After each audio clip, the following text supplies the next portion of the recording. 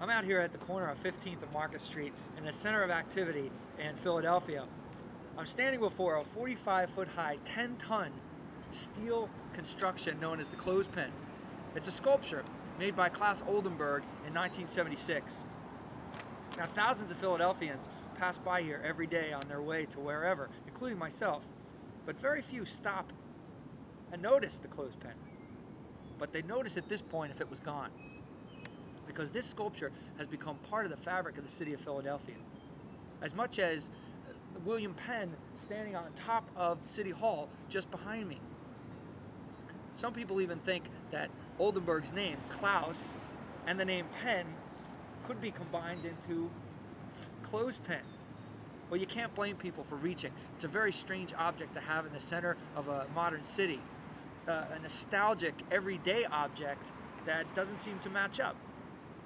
Well, Claes Oldenburg was an American artist who was part of the pop art movement in the 1960s. And after years of American abstraction and minimalism, they brought content back to art, and often in this very playful and fun way. And in fact, Oldenburg now, with his wife, has completed over 30 of these projects in large cities across the world. The sculpture itself surprises people. People who come from out of town think, well, what's this doing here? And they ask their friends in Philadelphia, and well, their friends say it's a clothespin. It's actually a really big clothespin. If you pressed them on it and you said, yeah, but what's it doing here? They'd probably say, well, it's a work of art, right? But is it a work of art?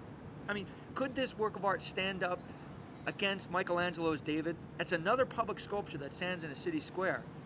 What does this sculpture say about Philadelphia? Some, taking the cue from Oldenburg himself, compare it to Brancusi's sculpture of the Kiss, two sculpted figures embraced.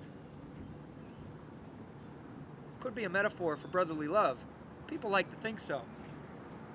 The sculpture was placed here in 1976. It was commissioned as part of a redevelopment authority program using 1% of all budgets for new constructions to create beautiful works of art. This has been going on in Philadelphia since 1959, and there's no better example than the clothespin. It's a great example of public art, and it affords us the opportunity to, well, stop and look.